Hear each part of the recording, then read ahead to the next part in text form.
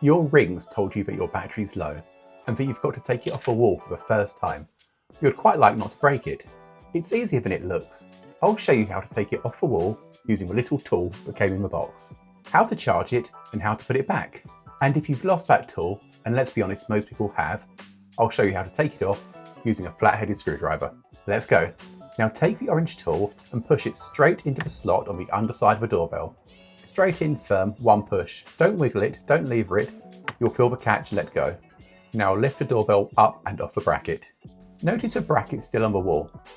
That stays exactly where it is. You're only ever taking off the doorbell itself. You're not undoing the installation and you won't have to re-drill anything. Now the tool. It's tiny, it's orange, it lives in the box, and the box went in the bin ages ago. You can do the same job with a small flathead screwdriver, the finished one you own, same slot, same motion, straight in, push firm, no twisting.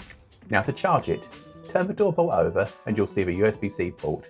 Plug in the cable and connect it to any USB power source. One thing that matters, it needs at least 1 amp. An old weak phone plug will trickle it for hours and get you nowhere. A full charge takes up to 10 hours. This is an overnight job, not a cup of tea job. Watch the light round on the front. When it goes solid, you're done.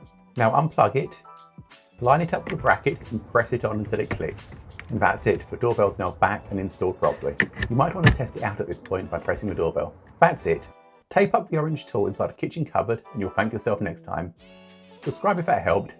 Cheers.